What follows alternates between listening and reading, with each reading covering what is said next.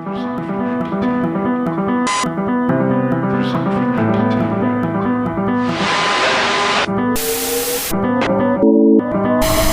there's anything I can tell you, it's that the best place to hide is in your mind.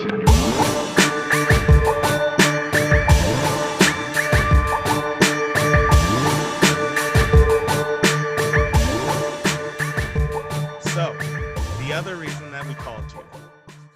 Yeah, see, he's excited. He's ready. We want to make some characters. Yes. And I mean, I'm like taking a step towards my dream, which is to be on a live play show. Nice. And you know, hopefully we can make a couple of characters, and you will feature them maybe on your show. I sounded like Zoidberg there. Sure, yeah. You'll feature them maybe. I don't know. That house has franchises. Yeah.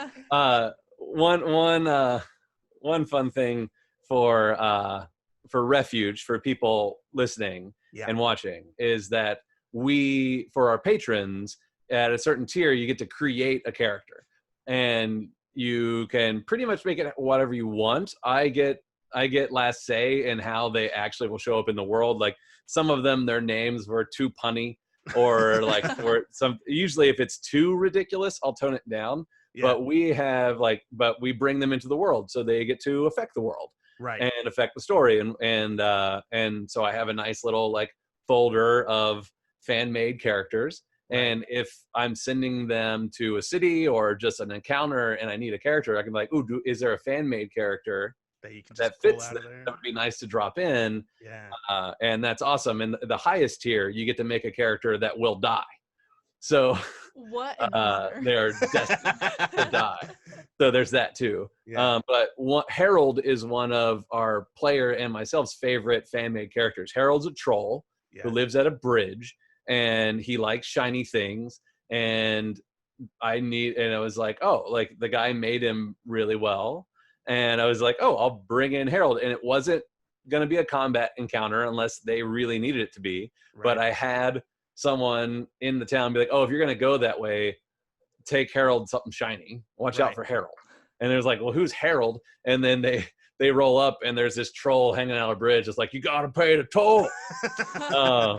Give me shiny. And it's like, it didn't have to be anything. And they like had a little conversation with him, and then gave him shiny stuff, and he let him through. Like, and that was a fan-made character, and it was such a fun interaction. And certain details about his character was not something that I would have thought about when I create a character. Mm-hmm. So I got to take the fans' creation and bring it to life, and it was really great.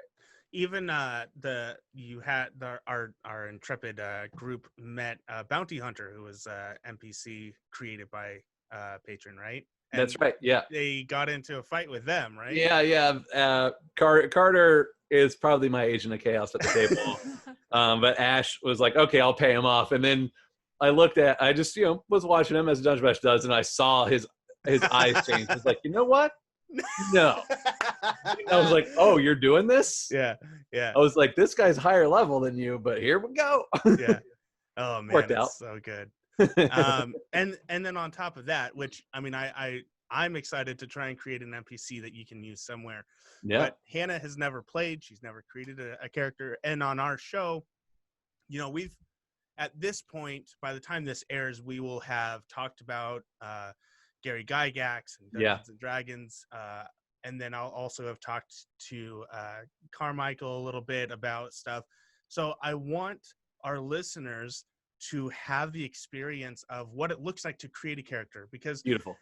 It might be something that someone's like, it's just so complicated. And I think with an experienced dungeon master like yourself, It doesn't have to be. It can be a conversation of let's create something together, and it almost becomes its own game of role play, this back and forth that you can have. Yeah, what I like to do for my sessions is if I'm starting a new game or a new campaign, I like character creation to happen at the table if possible. Right. Like, it's not always possible, and that's okay. But if you can have everybody at the table and everybody's rolling their stats together, and like, that's exciting. It's super fun, man. And there's no pressure because you're rolling. And I do a pretty fair rolling system where you're not going to have too low points. Some people like point buy, where there's like a pool of points that you spend. I like rolling because I'm an older dungeon master, I guess. Yeah, but no, I'm with you 100%. Rolling is way more fun. I like rolling 4d6, drop the lowest. Yeah. And generally I let you re-roll a 1 once. Okay. So real quick, I'm going to bring up on our other screen here. I'm going to go ahead and share my screen because I've got my D&D Beyond up there. And I sent you guys, like, you don't get to share it, but I sent them the what I call the primer, which is like basic knowledge of the world that I've created, so they can use that to inform their characters. And essentially that's like any Dungeons and Dragons setting. If it's Dragon Age is not Dungeons and Dragons, but if it's Faerun, the traditional place, or even Saltmarsh or Eberron or any of those things, like the book will have the peoples and the towns and where they live and what happens there. So this is my character page for all the characters that I've created through and you D&D. just keep making new ones over and over again. My wife, that's her favorite part of any video game like Skyrim or Fallout, is character creation. So once for my birthday this last year, she bought me all of the source books on D&D Beyond. Nice. So I got all of the rules and everything, and then she's the one that's made more characters than anybody. I mean, I happen to be engaged to and live with someone that's very similar to that. Yeah. So, who you all know as Tazu, the Blue Dragonborn monk. Yes. So these are my characters, but we're gonna make a new one here. Nice. And we'll just go down to, where's the button to make a new character? Create a character. Here we go. Yes.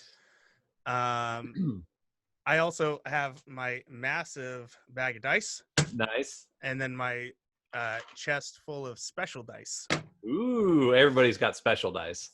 I have sets of dice that I haven't ever used that I've owned for years for in case I play a certain character. Like I bought these dice to play a magic user and I just never have got to play. And so they're still in their case and they're just in my bag.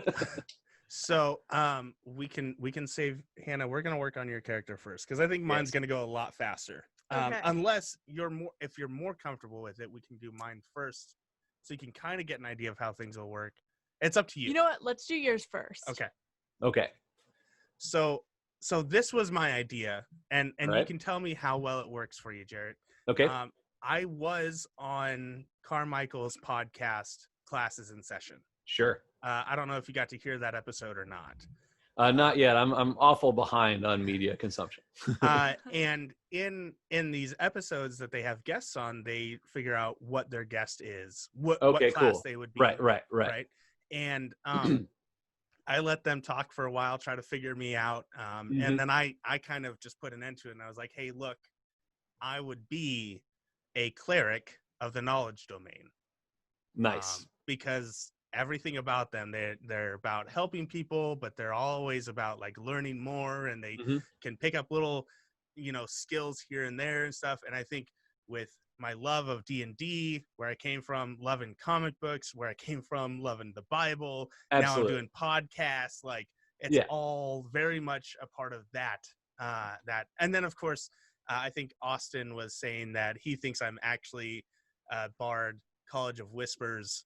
Sure. And I'm just tricking everyone into thinking I'm a cleric. And then I realized that's a cool ass idea. I mean, I'm absolutely a bard, but yeah. So I think I want to make my cleric knowledge domain character. Amazing. Awesome. Down here it says for sources, all these things. Is there anything specific that you don't want me to have or that I should have on? Don't turn on the Rick and Morty content. Okay. Critical Role is good to have because Matt uses the Dawn War Pantheon from 4th edition, and they are also the gods in Refuge, and then I have a few more that are my own, but I don't have that information on D&D Beyond, so that's fine. How about the playtest Unearthed Arcana stuff? Yeah, because psionicis do exist in Refuge, so if you wanted to be a psionicist, you can. The party hasn't come across any. They're in a different part of the world than where they are at the moment, but they exist. So what we're talking about now, Hannah and audience, is basically D&D. They come out with books that is official source material stuff that you would use, but then as time goes on, they'll either create stuff or fix things, and it's called Unearthed Arcana. And it's a lot easier to get your hands on that stuff now, especially because you can just download a PDF of it. Yeah. And so they buy a new book. Yeah. And so now they've implemented as playtest content because they're like, it's not official. We're kind of throwing it out there to see how it works, if people like it, if it breaks a game or not, and then if it does, we're just gonna get rid of it. But is the shadow domain out yet for the playtest content? They were working on it. I don't know. I know Twilight came out. I watched a video on that, and that like gave me chills because it's so perfect for Refuge because of the 3 types of elves and then their power domains and their gods that are very much involved in what's happening right now. And that shadow domain, I was like, oh, it's because it's not evil, just like darkness isn't evil. It's just its own domain. I was like, oh, that's so good. I was like, I'm so excited because it fits so well just for my own setting. What is that, Shadow or Twilight? I mean, it's Twilight. That's right. Yeah. It's Twilight, and Twilight fits for Shadow in Refuge. Yeah, because I made a werewolf, a lycanthrope Twilight cleric because I thought that was a really cool idea. But yeah, Twilight. That's what it's called. But that in Refuge, I would reskin that as Shadow. Nice. Yeah. So these are things obviously not necessarily important to your game, but you can have. But for generally speaking, you can have a couple different versions of leveling up. You can count, monsters are worth a specific amount of experience points. When you kill one, everybody in the party divides the number that they're worth, and they get that many experience points. And then once you reach certain numbers, you level up. Or what a lot of DMs do nowadays is milestone. Is that what you do, Jarrett? Yeah. I've back in the day, we calculated experience and did all that, and that's just like a level of minutia that is so boring. Oh, yeah. And some people are into that. Some people are real into that, right? They love the math of that. To me, I'm not a computer running a video game that can calculate XP for you and you can watch the bar go. I like to feel it out. So a milestone advancement is absolutely how I want to do it. When you've played enough, when you like something big happens in the game, it's like, sweet, reward your players by going up a level, not just, well, I've killed enough boars in the forest, so now I'm level 2. Yeah. So I already know what class I want to make them. So I guess we can start there, and you guys can see at the top here, I've got different things. So is there a specific level that I'm allowed to make this guy? With the NPC creation, I don't give them any level, but you're kind of making a player character. So right now in the main campaign, they're level 4. So you can make them level 4. That'd be fine. Oh yeah, wow. Boy. If you're starting a new game, I will say, like, we started Refuge at level 1, right? Because I had 2 players who had never played before, a player who had played a little bit, and then Jess as an experienced player. And so level 1's a great place to start.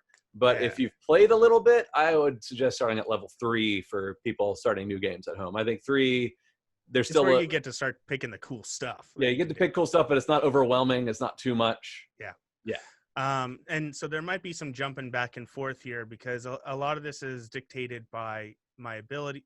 No, not dev updates. Abilities and my race. But basically, you have a set of skills that you can do throughout the game, and you can choose with this class that I'm choosing.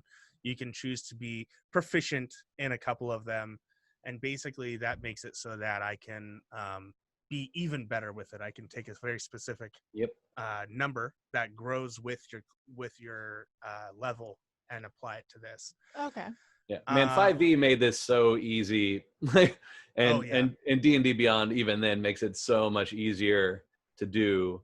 But like versus like Pathfinder 3rd edition, which they have their advantages, but character creation in 5e is so easy. And even if you're not a creative person out there, you want to play D&D, but kind of overwhelmed by Critical Role because it's so creative and you just want to kind of play, you don't have to be that creative. The book, Player's Handbook, gives you so many things. You're like, well, what stuff should I have? The player's handbook says, oh, if you want to pick some games, you can have this, pick a background, blah, blah, blah, blah. Like they've really set it up for new people. If you're feeling overwhelmed, 5th edition is so accessible. Yeah. And as I said before, I'm choosing knowledge domain. This is a little bit more special in clerics. Most other classes, they have like a subclass or a specialty or something like that. Bards, they get colleges, you know, the College of Valor, College of Glamour, College of Whispers, what I was talking about earlier. Fighters, you just become a different archetype.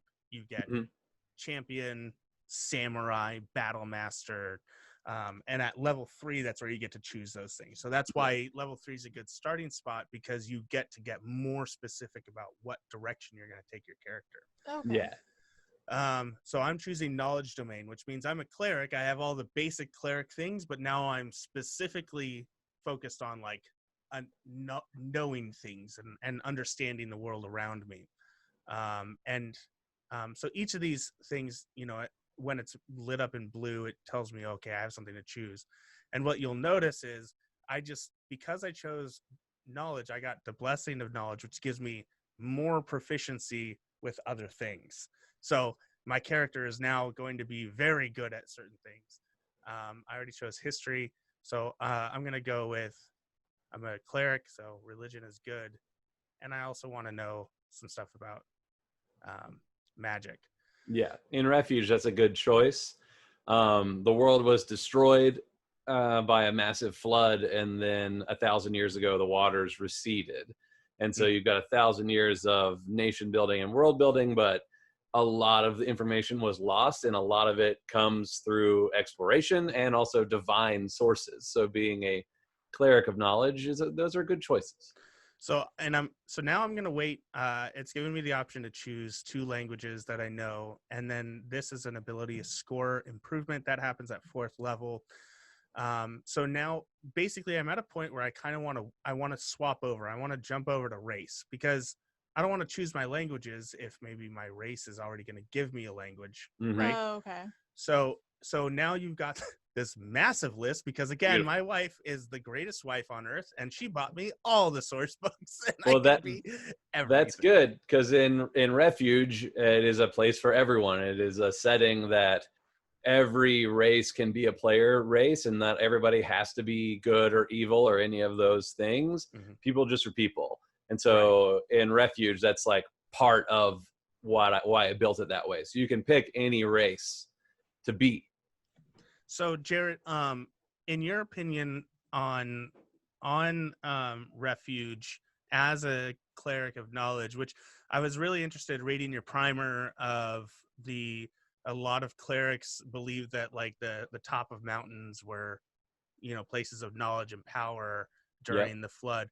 Is there anything specific that you think would play well as a cleric in Refuge? Specifically of knowledge? Elven would be a good choice. Okay. Or any of the watery people, because they existed much better in a flooded world than other people did. Okay, so you're talking like Triton or Genasi or Tortle? Tortle, yeah. 100%. That'd be freaking sweet. Do you as a kid who was the perfect age for TMNT to come out, I happen to love the Tortle. I would basically be Donatello is what I would be. Yeah. Awesome. Mecha Magic Donatello. Claws. Yeah. So a Tortle does look like, it's basically the size of a human being, but it's a turtle. It's a Teenage Mutant Ninja Turtle. Just imagine a Teenage Mutant Ninja Turtle. And the more I think about it, the less I need to think about it. Yeah. 100% I'm being a turtle. Nice. Sounds like an insult. You're being such a turtle right now, Tyler. So yeah, I get some claws I can do some damage with. I can hold my breath for an hour. Oh my gosh. I get a natural AC of 17, which means nothing to you right now. No, but air conditioning. Yeah. Nice and cool. Yeah, man. In my shell, I am gonna stay cool forever. and then the shell defense, and then I gained more proficiency. So nice. I'm gonna be even better than I was. So that's cool. So now I'm gonna go back to class and pick my languages because I know turtles only really speak common, and I want to speak cool stuff. So I mean, honestly, you can never go wrong in my mind with Elven and Dwarvish, right? Because those are your classics, right? Yeah, they're classic. Refuge kind of smashed some of those rules where it's like traditionally they speak blah blah blah. I'm like, well, this was a world where there was a lot of different people from different places, and there was a war, and it all got destroyed, and now everybody's just together. So like traditional language kind of goes by the wayside. So you can do pretty much like whatever the DM will allow you to do. Is there, in your opinion, I mean, should there be a different language maybe that I choose then that would be more beneficial? As someone who's seeking knowledge, Elvish is 100% the right choice. Okay. Dwarvish is fine because some of their strongholds got flooded, but some of them did not. So like, and they kept tomes of knowledge. So like, those are good choices. Okay, cool. So now I'm going to jump over to abilities.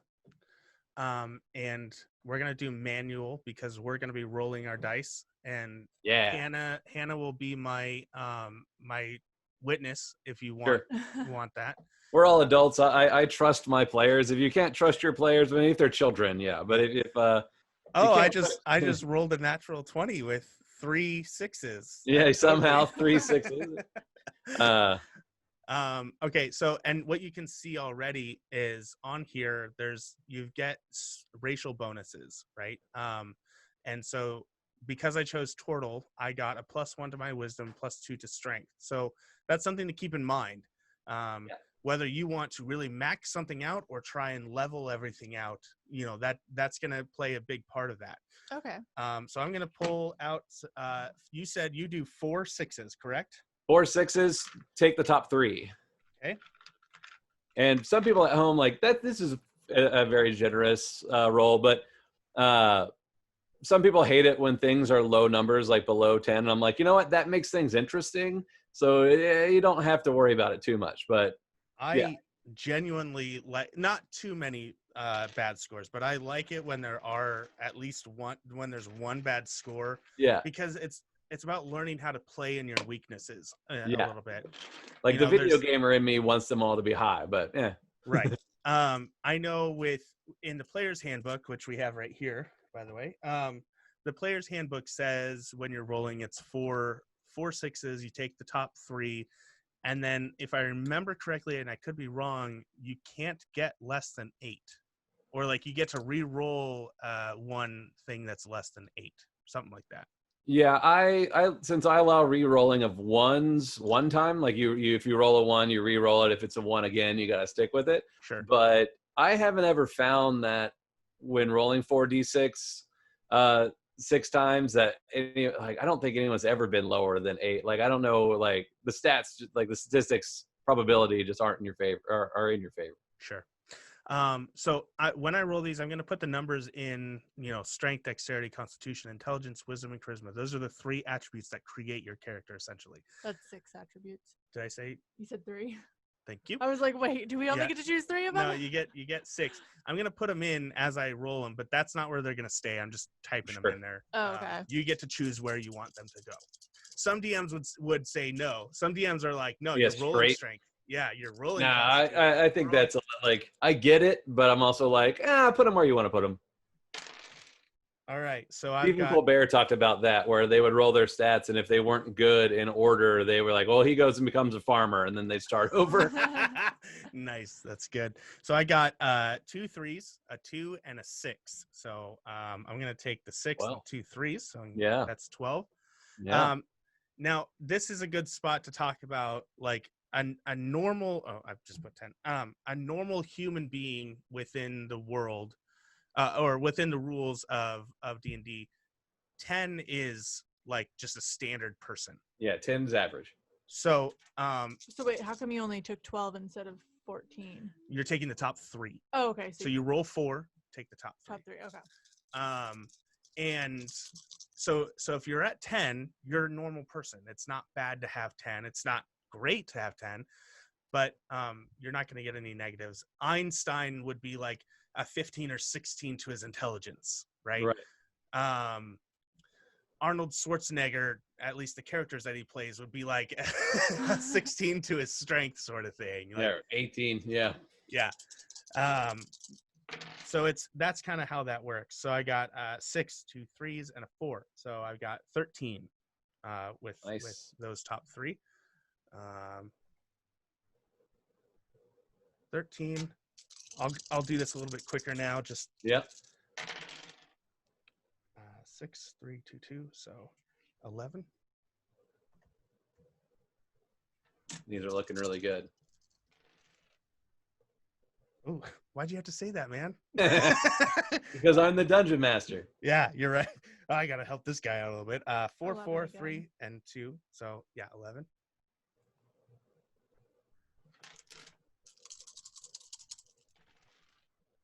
Ooh, 2 1s. So do I only get to reroll 1? No, you reroll both those dice, but they are what they are when they land. Okay. Come on, 6s. Hey, 6 and 5. Nice. Look at that. So that's 17. Yeah, rerolling the 1s kind of negates the need for like nothing lower than 8. 3, 4, 3, 4. Nice. Okay, so 11. A lot of 11s up there. That's great. Okay, so these are my numbers. These are the attributes that I've got. So now it's a matter of figuring out what I want in my cleric. Clerics use wisdom to cast spells, correct? Yep. Strength is going to determine how hard I can hit something. Dexterity is going to be stealth or shooting with a bow or using a sword like a rapier or like a dagger. Those use dexterity over strength. Okay. So like if you want to play a Zorro character, you can be dexterous and finesse weapons. Yeah. Constitution is going to affect how healthy I am, how much health points I'm going to get. Intelligence is a throwaway you don't ever need to worry about. That is wrong. Yeah, it's very wrong. I'm joking 100%. Intelligence is obviously how smart you are. It's important for spellcasters like wizards, rangers. Do rangers use intelligence? I think they're like druids. Okay, so they're wisdom. They're wisdom. Yeah. Okay. So Jess just chimed in that they're wisdom. Wisdom is like it. It's kind of weird because wisdom and charisma are kind of, I don't know. It's always been interesting to try to quantify wisdom and charisma in a game. Yeah, like wisdom to me is like street smarts. Like you can be very wise. Like you can get a feeling for like that's a shady part of town. Like, okay, I got a sense of what that means or what people, the words, the subtext of things. Mm-hmm. And that is like being wise lets you kind of look beyond versus just reading the text and knowing the text is intelligence. Mm-hmm.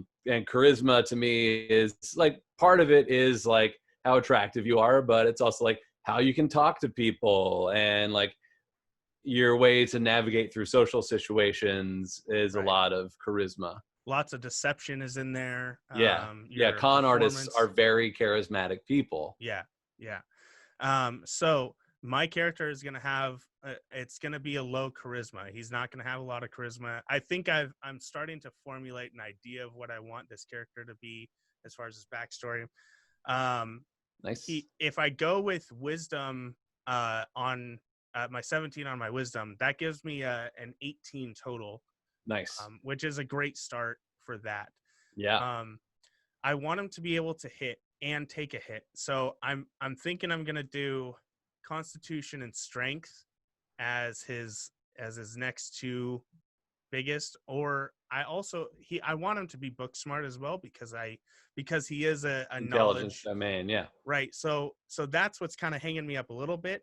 I think what I suggest for the way I run my refuge games is if there's a like stat choice, if there's a choice to be made and it's meta choice for your game, for your numbers, or it's a character choice, always choose character. Yeah.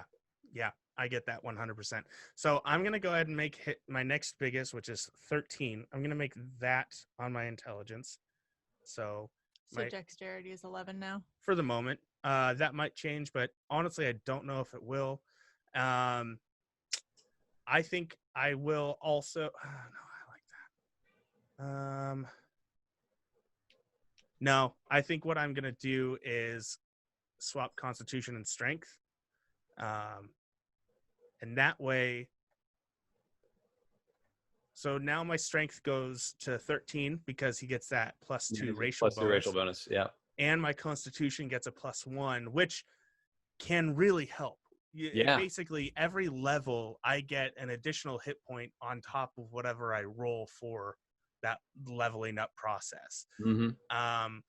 Plus, I get a bonus to things like being poisoned or what else would be Constitution, Jarrett? It's all about like your health and resilience. So sometimes it's even like you spring a trap and there's a big like you get hit by like a boulder or something. It's like, well, how well, like make a Constitution saving throw. Okay, you save, so you take half damage because you're just tough enough to take it. Yeah. That kind of thing. Okay. So I think that's where I'm going to let them lay for the moment. Yeah, and you get, because it's level 4, you get your ability score increase. Yep, that's exactly. I was going to bring it back to this. So that's why I held off on doing this, because at level 4 you actually get a choice. You can put 2 points onto any ability score, 1 on 2 of them or 2 points on 1 of them, however you want to do it. Mm-hmm. Or you can do a feat. Yeah. And feats, it's a whole nother list of all kinds of crazy stuff that you can do. Well, you know, Pathfinder and 3.5 were like feat heavy games. Everything was about the feat in your character creation. Like the feat made like you unique. Yeah. 5e feats aren't that important. Like they really like, you can pick 1 or 2 and that's cool. Like, yeah. Yeah. But they do get to give you a little bit of flavor to your character. And honestly, it kills me not to do feats because I love how much flavor they give. But in this case, I think I am going to focus a little bit more on my character, and I'm going to give him more in his Constitution and more in his Strength. Beautiful. So now if we go back to abilities, my Strength is now 14. And man, maybe I don't want to do Constitution because it doesn't actually change anything. Yeah, because it's when it goes from even to odd that it bumps up the score, the modifier. Man, so maybe I'll just bump up my intelligence. Yeah, you would give it +2. And that goes into my character a little bit more. So that's what I'm going to do. I'm going to change my Constitution to intelligence as soon as I'm intelligent enough to find intelligence. Not dev updates, man. So now my intelligence is 14, my strength is 14, and my wisdom is 18. So I'm a fairly smart guy. And a strong guy. I'm pretty strong. I mean, I'm a giant turtle, right? Yeah. Like yeah. And then I'm also pretty wise. So that's guy. Great. I liked how this guy's turning out quite a bit. So that's it for these 3 here. Then we get into description. I already know what I want him to be, but there's a lot of descriptions, especially since, like I said, I have all the source books. And there's so much. But all the background things, like that's really cool. Like I am 100% on board with backgrounds being a choice you can do. For Refuge, like if you're like, okay, if you come up with your own background that you want to be, and then you find an official background that fits it, great. And then if not, we can tweak and do things. Because that, to me, character background, Carmichael wrote 45 pages of a backstory. Oh my God. Right? People get into it hard, man. They're like really into it. So like some players write a couple paragraphs. I go, great. Most of my players have written a couple pages.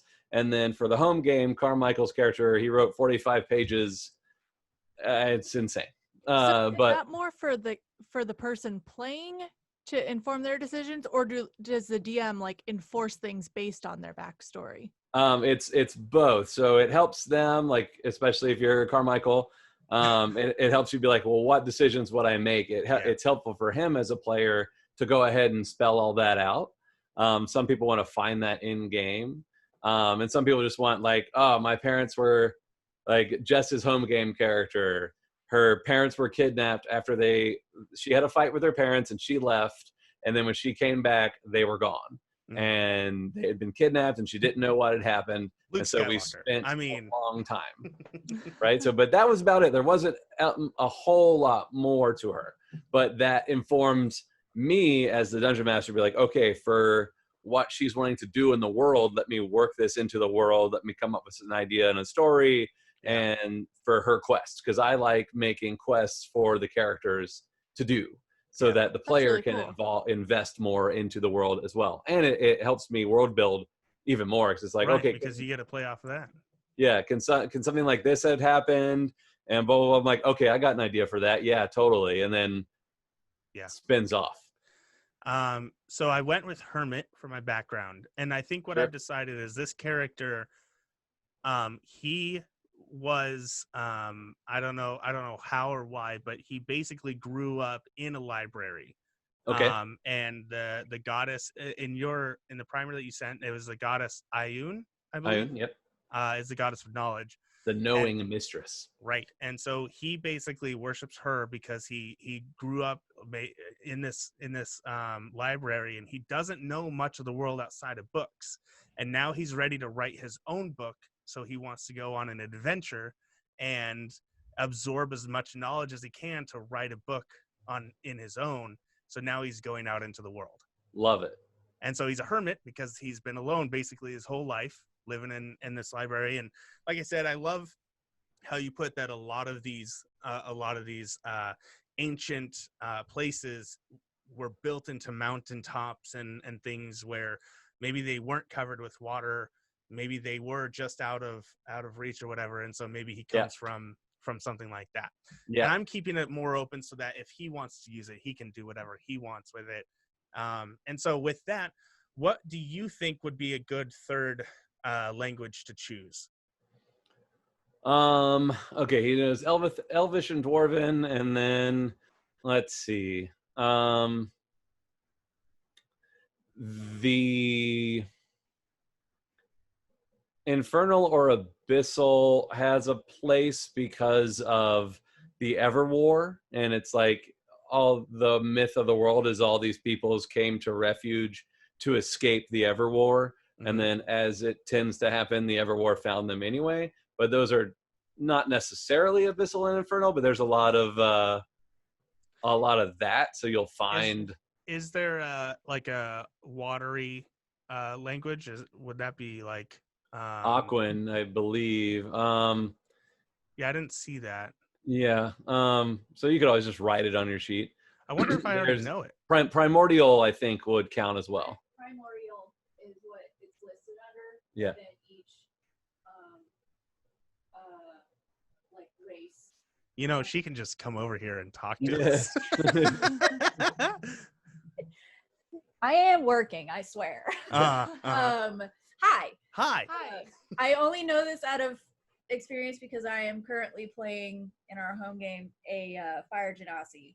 Okay. So the language is listed as primordial, but then each different type of Genasi speaks like a dialect of primordial. Gotcha. So like it's divided up into their race. So like Fire Genasi speak primordial, but it's fire. Now I'm blanking on it. Yeah, some fire. Some fire plane language. Okay. Like dialect of primordial. But primordial is the language. So there you go. So yes. I'm gonna go with. I mean, you sold me. Primordial, probably more watery. But yeah, so it would be like Aquan. Yeah. I think. Yeah. You're right. So there's that. You can get into your character details, physical characteristics and stuff. It allows you to roll that stuff if you want, but then you can just fill it out as you want. that's not important for the show right now. We don't need to get into that. I'm not even going to touch my spells because that's just it's a whole other thing. It's a whole nother thing. But yeah, and even like when you're building at the table, like you kind of like you roll your stats and you figure out what you want, and then it's like then you start like talking with your friends like, oh, well, what if they were this or blah blah blah, and you get excited, and then you leave and you write your backstory all night, you don't sleep, and then you send that to the dungeon master. Yeah, pretty much. That's amazing. So now it's just a matter of naming them, and I think I'm pretty much done. I want to name him, and I don't know, this might sound dumb, but I'm thinking of the Library of Alexandria. Sure. And then being like a book mouse, because saying a bookworm is weird. So I was thinking about naming him Alex Mouse. Alex Mouse. Okay, cool. Right. But he's a turtle. Alex Mouse the turtle. Yeah, that will lead to interesting character interactions. He says his name, and everyone's like, "But you're a turtle." And I've heard that a lot. But yeah, so that's it. So I mean, I'm pretty much done. There's equipment and stuff you can do. Yeah, and again, we're not going to worry about yeah, that. that's a whole like other thing. So, I'm pretty generous when it comes to magical gear in my home games. In the show, I've been a little bit. I want them to find those things versus like buying them. Yeah. It's more exciting. But so this is your basic look of your character sheet. You've got those scores that we picked out earlier, right here, and then their modifiers that we talked about, and those little numbers are what affects all of these and your attacks and things like that. Yeah, So and if you're playing on paper, you got to fill it out yourself.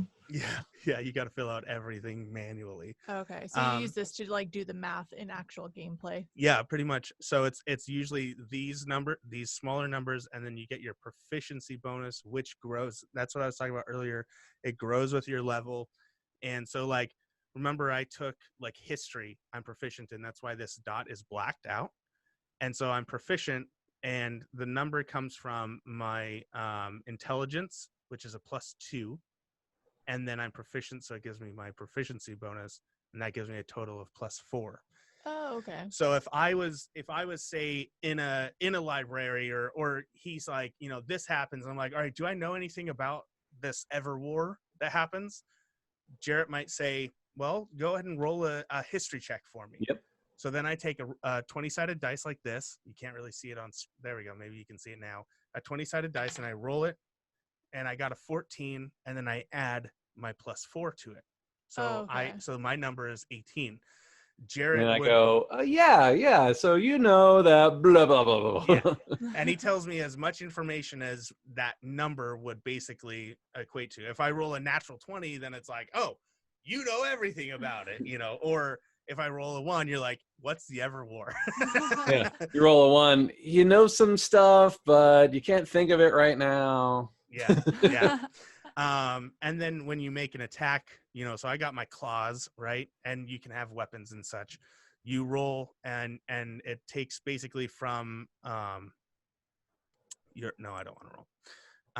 It takes from your strength modifier, and so that guy, and then it's also your proficiency if you're proficient with whatever weapon you're using. It's my claws. If you've been trained in the weapon, you add your proficiency bonus essentially. So it's a lot of math that they do. Luckily, D&D Beyond does a lot of that math for you. So that's really what's nice about it. So with that being said, you ready? I'm ready. You ready to make yours? Okay. Nice. My characters. Create. Okay. All right, so we're gonna turn on homebrew, critical roll. Come on, test. Milestone. We're gonna do that to manual, but that's not super. Confirm. Confirm. I don't know why. I have to have scores on top. So now we go to the next page, which is your race. I used to be a scores on top person, but then like I saw such a beautiful sheet of modifier on top, and I'm like, oh, that's better for me. It's so much easier. I guess it just comes from me playing for 20 years before having the option. Yeah, I didn't even know there was an option until I saw that. Yeah.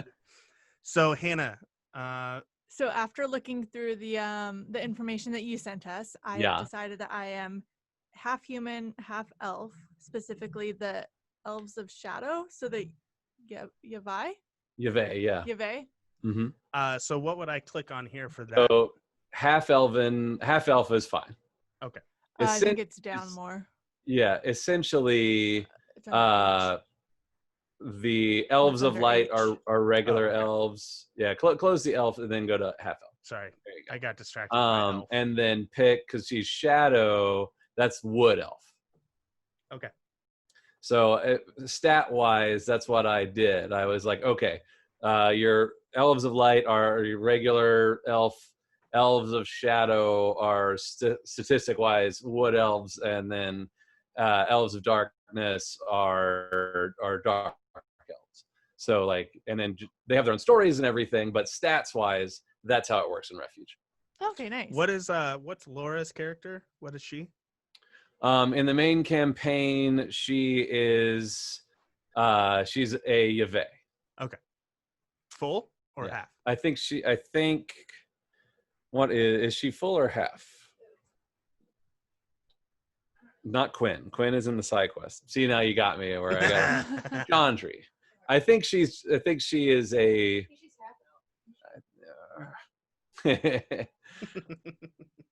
she might be a half elf. Yeah, I think she is. I think she's half Yavai, just like this character. Cool. Yeah. So you can see here, Hannah.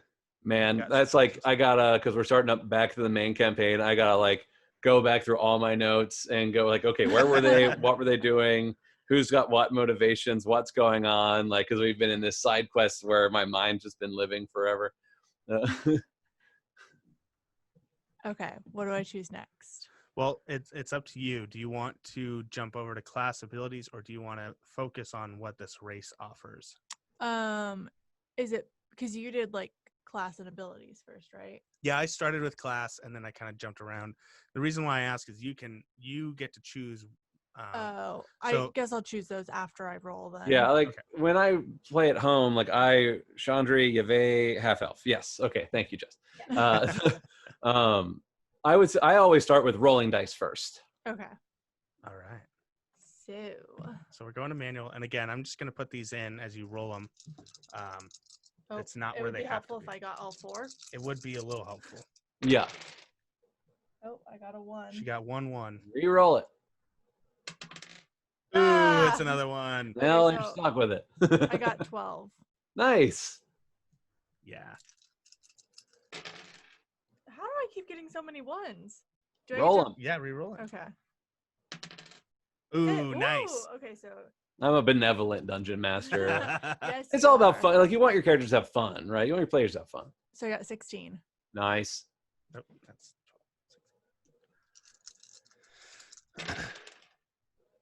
12. Are you kidding me? Oh my god, 2 1s that time. Like, oops, all berries here. Hey, there we go. 15. These are actually turning out pretty good. Yeah, my second roll goes really well. It's gonna be fine though. That's a fine number. Hey, there you go. Okay, so 15. 15. Yeah. Like, I don't even believe this.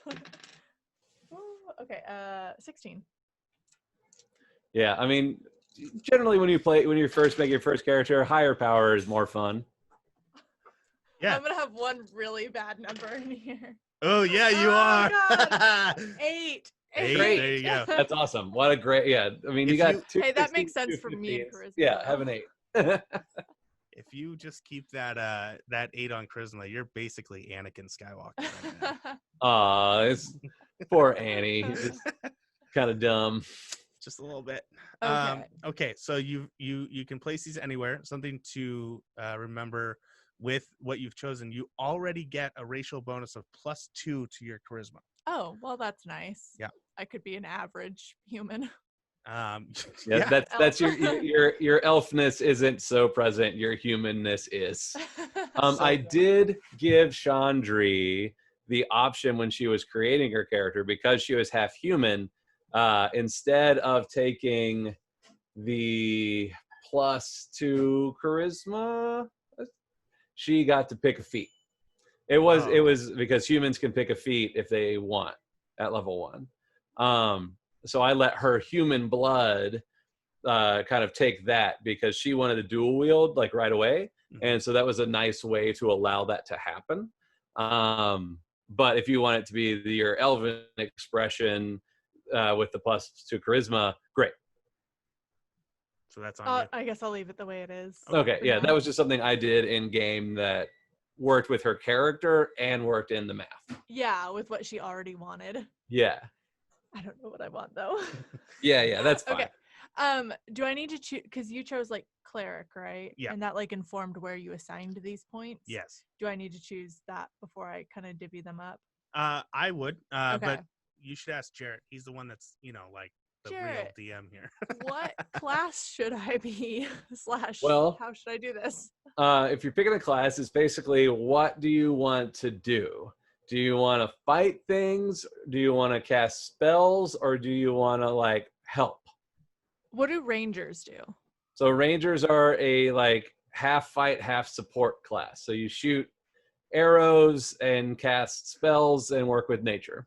I want to do that. That seems that seems like it would fit. Like the Yave. Yeah. Yeah, they're like nature-y. Mm-hmm. Yeah. That's Allie's They have favorite. a little bit of spells. Yeah, that's Allie's favorite class. So. Yeah, Allie loves a ranger. That's part of her like love of Legolas, but even though Aragorn's a ranger really, but we don't see him use a bow a whole lot in the movies. Not at all. Yeah, so that definitely works. There's also just keep in mind you can be a Yave druid, more magical caster, turns into animals, that sort of thing. You can be a cleric who is like a cleric to a nature god. You can be a paladin for a nature god if you want. Actually, can I be a druid? I want to turn into animals. There you go. Yeah, that's just not abnormal for a first timer. It's a pretty classic. I mean, I'm pulling a cliche move here. That's fine. Jess played so many druids. There's also, just so you know, warlock. You can make a pact with like an archfey. It's a very nature-y sort of thing. I'm just giving you options just so you know. But it sounds like your heart's set on. Yes, I want to be an animal. I want to turn it. So in Refuge, druids have circles based. There's 2 main orders of druids in Refuge. There's those that watch the shore, and they're called watchers, and they're watching to see where the water is in case there's another flood. And then there's tranquil, which are like they watch the land for changes. That's my own home brewing, but those are things that exist if you are making a Refuge character. That's really cool. So you can use, like, if you're picking the circles, there's like circle of the land coast, and that's like that's a watcher. Okay. I think I want. You can pick whatever you want. Yeah, there's a lot of different options here. So just so you understand, like Circle of Moon makes you more powerful at turning into animals. Yeah. The Circle of Lands make you more powerful at casting spells, and then it kind of directs what kind of spells you would want to cast. Circle of Shepherd is you can like call forth animals, like summoning animals, that sort of thing. What's Circle of Dreams? I don't know much about that one. That's like the much more spiritual circle. So it's a little more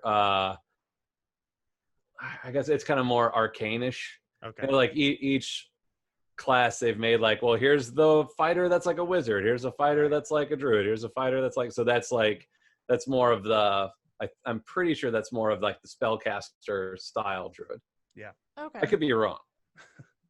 I can look it up. Popping out to you? I'm going with forest. You're gonna go with the forest. Nice. Classic move. Okay, so proficiencies. So this is just like what I was choosing earlier. These are skills that you can do. This will add your proficiency bonus number to the number. So would animal handling be a smart one then for a druid? If you want to be someone who's good with animals. Okay. I mean, if I turn into animals, I feel like I should be good with animals. Yeah. You're not wrong. You're not wrong. I'm looking at Circle of Dreams. You're tied to the Feywild. Okay. Survival, maybe? Survival. Do you play a game where survival is important, Jarrett?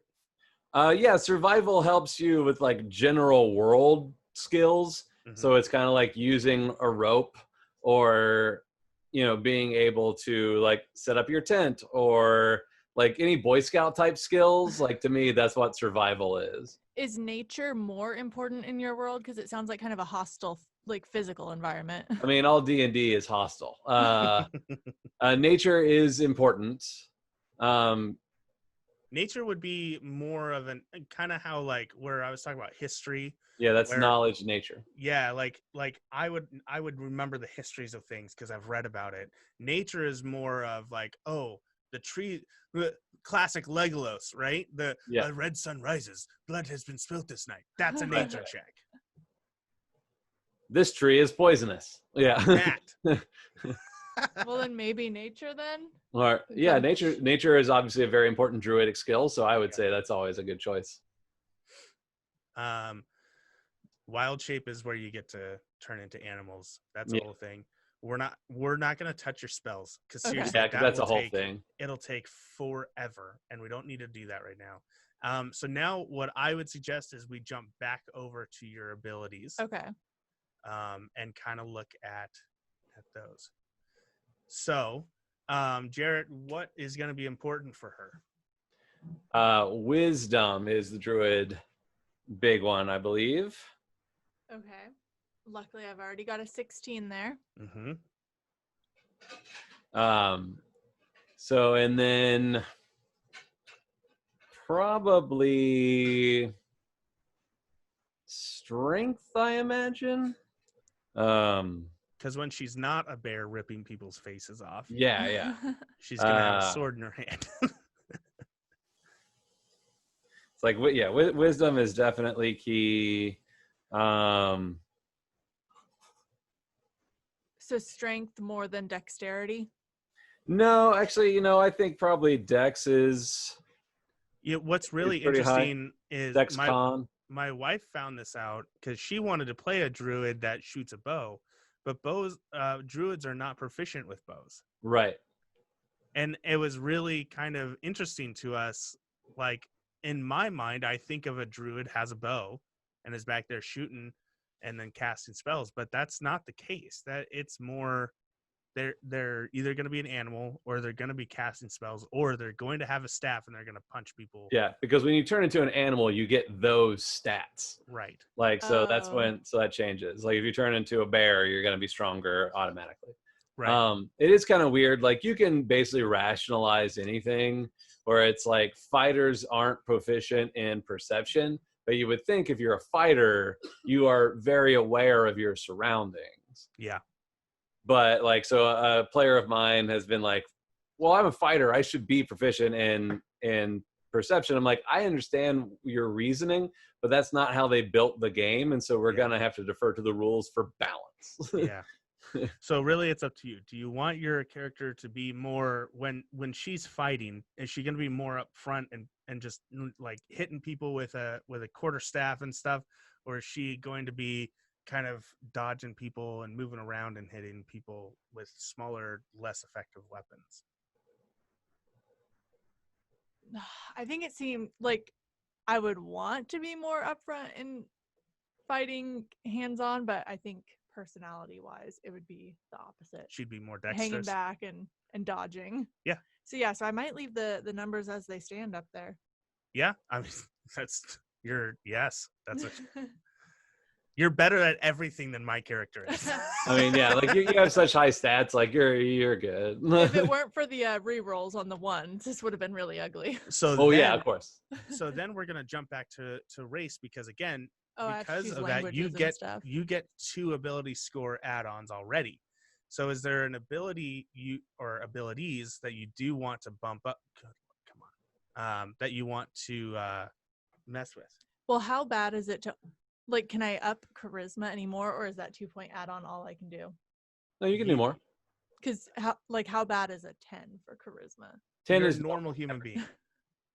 You're just as charismatic as everybody else. Can I add to strength and intelligence? Sure, absolutely. So strength and intelligence. Woohoo! Yeah. Languages. Is there a language you want to? So I can already speak Common and Elf. So is Common just like English, basically? Yeah, Common's the language the everybody human. speaks. Okay. What's a good one for a druid? Like, are there other races that are commonly druids who I should be talking to? Yeah, the druids. Everybody's got druids, but along the same lines, like what we did with the turtle, where he speaks primordial, that makes sense. Or if your druid is very interested in like what's going on under the ground, undercommon's not a bad choice. You might be talking with dark dwarves, Drugar, or I generally when I'm making a character who's in touch with nature, I generally will do Sylvan because those are Fey creatures. Yeah.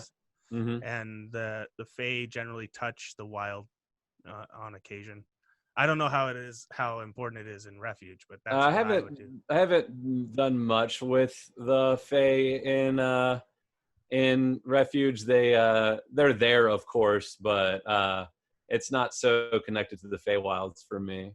Right. But yeah, let's see. What's up at the top? Abyssal Celestial. He speaks Draconic. There are Dragon lands and Dragonborn who speak Draconic, and that's just exchange of information or what they know. Halflings.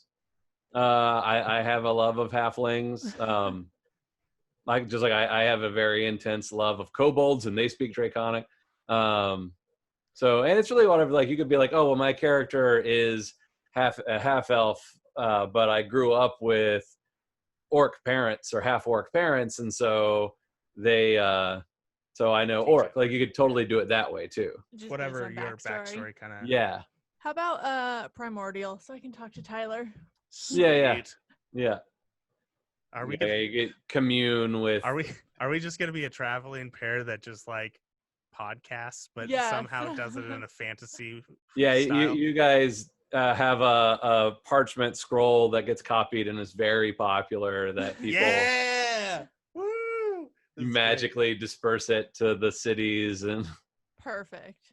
All right, so you get to choose one of these. Basically, these are things that a normal wood elf or I can't remember what they're called. Yve would get. You get to choose one of them as because you're half. It's like my main skill. Yeah, and I can't recall what they are off the top of my head. I can't remember. Fleet of Foot, I think, increases your movement. Mask of the Wild lets you hide in nature, and elf weapon training opens up proficiencies in a couple elven weapons. Which might include bow, right? It may. So then your dexterity would be really good. Because then you could just hang out in the back and just shoot people. Like Legolas. Even though he's a ranger, not a druid. Yeah, long sword, short bow, and long bow. There you go, man. Perfect. Let's do that one. All Elf weapon training. Great. Okay, so there's that. Now, we're not doing the bonus cantrip right now. Yeah, I'll worry about it later. Ability score. So this is what I did for my 4th level. You get to choose either a feat or you get to pump up your ability scores, either 2x1 or 1x2. So I think I'd rather choose a feat. Yeah, your ability scores are so pumped up already. It wouldn't be fair. Yeah, you have such great score. You might as well pick a feat. So for that, what we'll do is I generally end up having like 5 tabs of D&D Beyond up all at once. So you can look through the feats. Yeah, there's so many. It just gets nuts. What does UA mean next to them? It means Unearthed Arcana. Yep. What did you say? Unearthed Arcana. What we were talking about earlier, where it's like they kind of added it in. So, oh man, you guys want to pick that on your own, because I'm running short on time. Yeah, that's why I was like, it's not worth it right now. But we can add that in later. So we've done abilities, description. There's a lot of backgrounds. Do you have any idea what your character's background might be? I want something tragic. How about haunted one? Is that a thing? Ooh, haunted one. Classic move. You are haunted by something so terrible you dare not speak of it. Gosh. You're already loving it. Tried to bury it. All right. Run away from it, but to no avail. So what? You get to choose 2 skills to be proficient with. I want Arcana. Okay. Nice. And investigation. Okay. And then you get 2 more languages. So. One of them gets to be exotic. Ooh. Yeah. Let's take Draconic for the exotic one. Yep, perfect. Yeah. Okay, and then your not exotic one. He was saying undercommon was probably a good one. That's probably that could be cool. Yeah.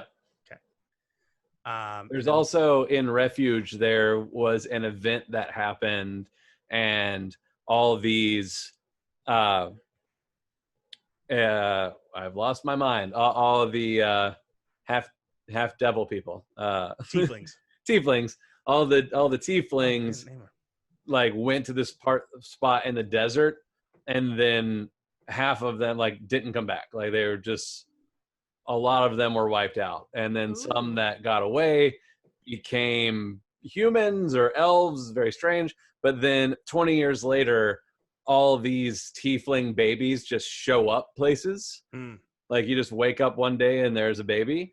And so you could choose Infernal if you wanted for their traditional language, because people don't know what's up with that. And that was something I came up with because we have 2 tieflings in the party, and I was like, I want to change that up a bit. Yeah. So one of them is a child of lost soul, and one of them is not. Nice. What? On the right, second from the bottom. This one? No. Second from the bottom. Second from the bottom. Thank you. Top and bottom. There. Cool. That's hard for me. So what are the rules for naming elves? I mean, basically whatever you want. Like if you want her just to be named like Sarah Elfblood, like we can work with it. You can do traditional names. You can make it more fantasy. Like it's kind of like whatever you want, and then you can build your history on like what your family is and why they named you that. I want my name to have something animal in it. Okay. Like mouse. Well, like a scarier animal, like a hawk. Like a rat. Maybe like something hunting hawk. Ooh, that's nice. Cool. I like that. All right, something hunt. Yeah, I don't know. Something. We'll come back to the first name. Yeah. Something. Mira Hunting Hawk, or I like Mira. Mira, okay. 1 word or 2? Last name 1 word. How do I spell Mira? Meerah. That's the only Mira I know. So. Yeah, in my mind, I was like Myra. So hey, there you go. Oh, perfect. Boom. There you go. As Brandon Sanderson says with names, because when people say, "Well, how do you say this name?" He's like, "Well, how do you say it?" So it's like he has a way that he says it when he's writing it, but you as the reader, no one is telling you how these fantasy names are set, so you just say them yourself. So this is your character. There's a few more things, obviously, that we will end up doing with it. If you want to continue, like when you put on armor, your AC will go up. What weapons you use. Your animal handling and arcana are really fucking good. And then you got a lot of things that you're good at as well. Yeah. Yeah, you're just a really well-rounded, awesome person. You're That's that what I get person, told all the time. You're that person that everybody hates because she's so good at everything. That's awesome. Well, now I want to play as her. Yeah, that's right. Yeah. Well, so that's that. I guess one last question I would have is if we're used in the world of Refuge, do we know each other? Are we actually going to be characters that are creating our what would a scroll cast? You know, I was half joking, but I kind of love it. Yeah. And it's not out of the realm of possibility in Refuge because there is society. It exists. Right. So like someone's got to talk about it. Yeah, there's news and human interests or interest stories. We would love to have your group on our scroll cast. Yeah. So and you do it because you write it down on a scroll and you cast it out, and there's like, oh my gosh, it's so good. Yeah.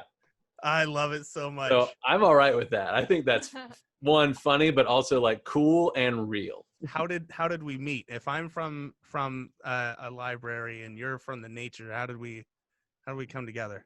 Oh, I want it to be tied into my tragic backstory somehow. Oh, right, because you're haunted. There you go. Yeah. Yeah. Sometimes in the scroll cast, like you drop like something that just brings the whole room down. Yeah. Because your tragic backstory. That's kind of like, that's kind of how Allie plays. Like Allie always has a tragic backstory, and then like it comes up. Yeah.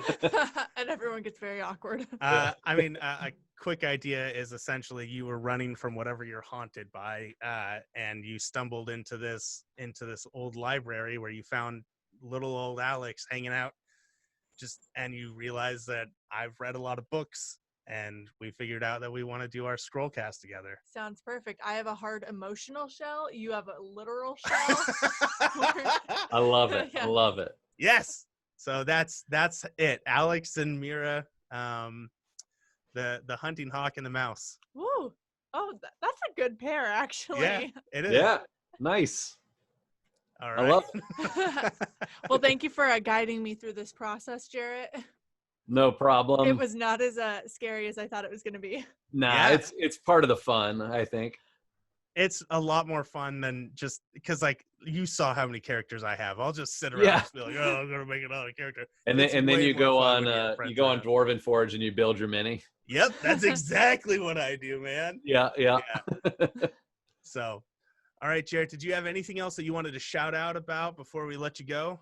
Hey, just if you are interested in D&D and you want to get into watching a live play show, Fables of Refuge is a great place to start. We don't have that much content that feels overwhelming. We have new players that are in the game, so they're learning. So if you don't know anything about D&D, perfect way for you to learn because they're learning too. And we have a lot of fun, and I think the story's pretty cool. Yeah. I think that everybody on the show is incredible, and I'm so excited to meet you guys. Now we just need to get Carter and Laura on the show, right? Yeah. We're going to end up having everyone on our show from your show. Oh, yeah. So. Nice. Yeah.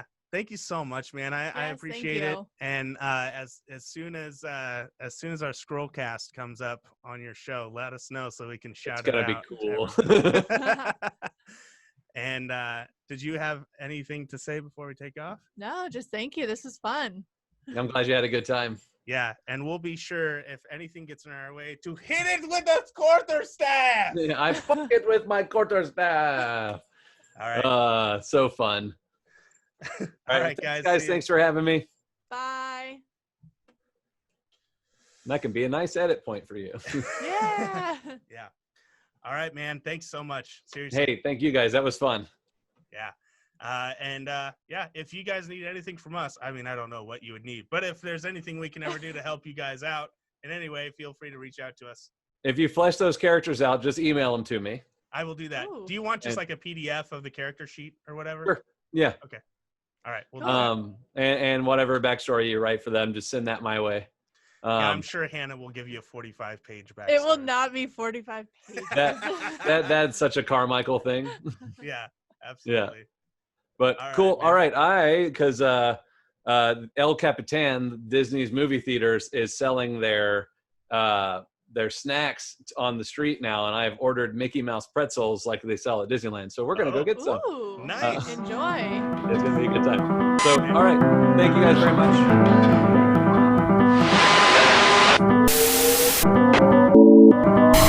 If there's there's anything I can tell you, it's that the best place to hide is in your mind.